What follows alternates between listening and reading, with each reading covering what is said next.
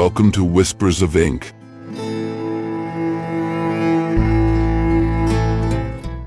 I'm Machado de Assis, and now I will read one of my stories.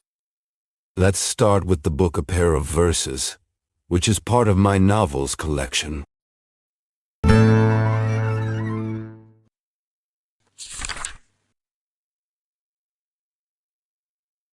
Chapter 1.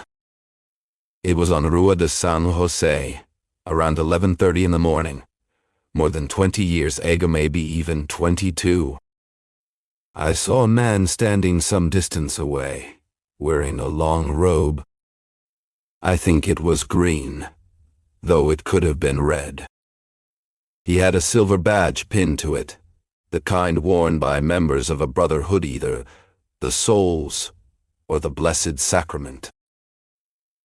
At the time, men like him were common, men who begged for charity on the streets, but something about this one caught my eye. He was talking to a small boy. Both looked odd. The boy didn't say much, while the beggar kept looking left and right, as if searching for something or someone or trying to decide what to do next. After a few seconds, they started walking down the street, slowly, taking maybe 5 or 6 steps before stopping again. Then the old man, because that's what he was, an old man, turned his head and looked straight ahead. His gaze was sharp, restless, and searching.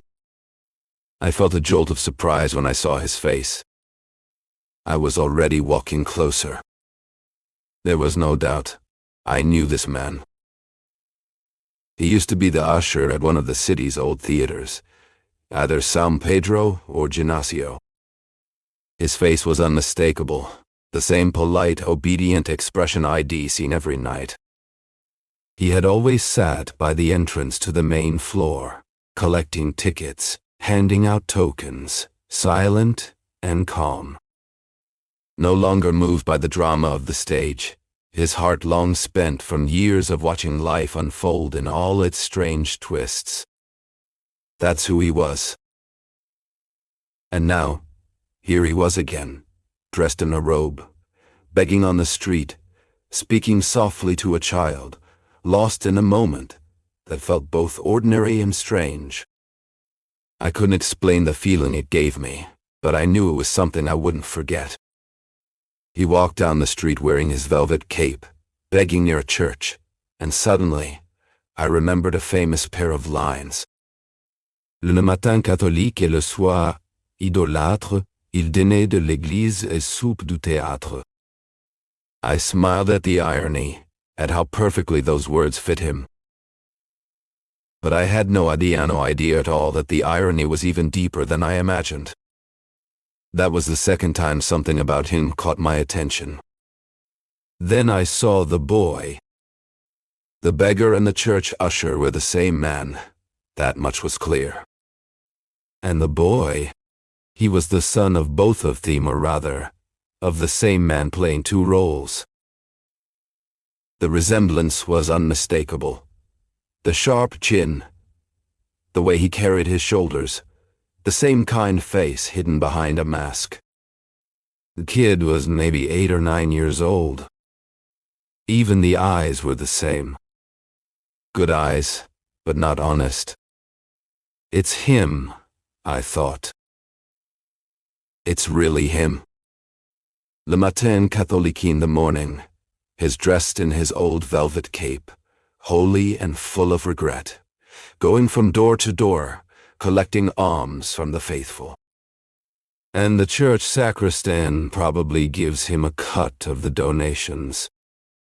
Then by evening, he takes off the cape, puts on his alpaca jacket, and heads to the theater.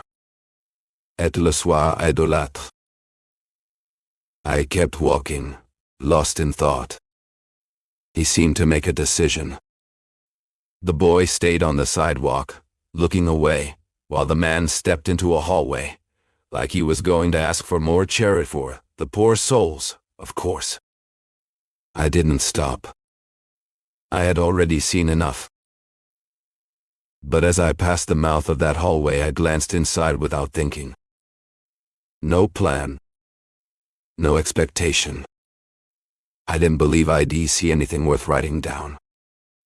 But I did. Just half of his bald head, really, because he was leaning over the offering plate, doing something in his head and something else with his hands. In his mind, who knows?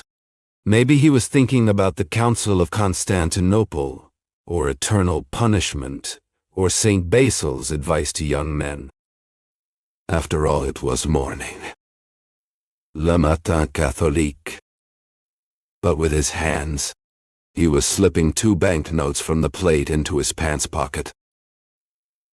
It was 2 coins they thought they were 2, at least, but what I can't tell you is whether each was worth 200 or 1,000 reis. It could even be that each had its own value, making 3,000 reis altogether, or maybe 6, if one was 5 and the other 1. All of it a mystery. Or, at the very least, an uncertain matter that common sense tells us not to dig into, especially when no clear answer can be found. That was more than 20 years ago now. I kept walking and smiling, almost feeling sorry, because I could already guess what came next, just like you, dear reader, who might have been born long after that day. I walked on, but I turned back twice. The first time I saw him reach the door, looking left and right, and the boy coming closer. The second time, I saw the boy slip the coins into his pocket, cross the street quickly. And the beggar just kept walking, shouting, "For the soul's mass!" I never found out if it was the mass of the souls or the mass of the sacrament, since I didn't hear the rest, and I also can't remember if the cape he wore was red or green.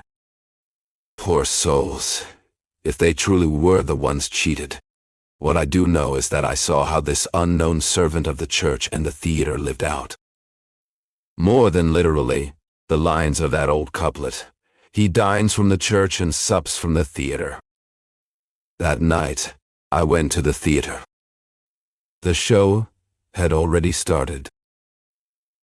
There he was, sitting on the bench, serious and calm, with his red handkerchief under one arm and a bundle of tickets in his hand, dignified, silent, and without a trace of guilt.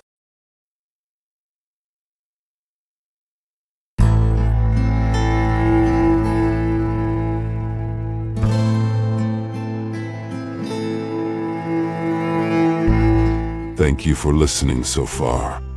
If you enjoyed this video, don't forget to like our channel and click the bell to be notified whenever a new book is read. Have you heard of Machado de Assis? Machado de Assis, born in Rio de Janeiro in 1839, is considered one of the greatest writers in Brazilian literature and a master of psychological realism. He was a novelist, poet, playwright, and short story writer whose works explore the complexities of human behavior with irony, subtlety, and deep introspection. Among his most famous novels are Dom Casmurro, which questions truth and memory, and the posthumous memoirs of Brás Cubas, a satirical narrative told by a deceased man. Machado's literature often reflects the contradictions of Brazilian society, addressing issues like race, class, power, and identity in a sophisticated yet accessible style. Despite being born into poverty and facing racial prejudice, Machado de Assis rose to become the president of the Brazilian Academy of Letters and a symbol of literary excellence. His sharp wit and profound observations about society and the human soul make his works timeless and universally relevant. Today, he is recognized not only as a Brazilian icon, but also as a world-class author whose legacy continues to influence generations of writers and thinkers.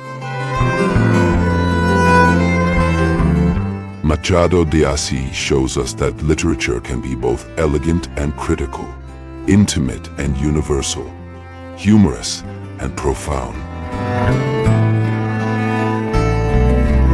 His stories remain as powerful and thought-provoking today as they were more than a century ago. Machado is a treasure of world literature, and through his voice, we discover the infinite layers of the human experience.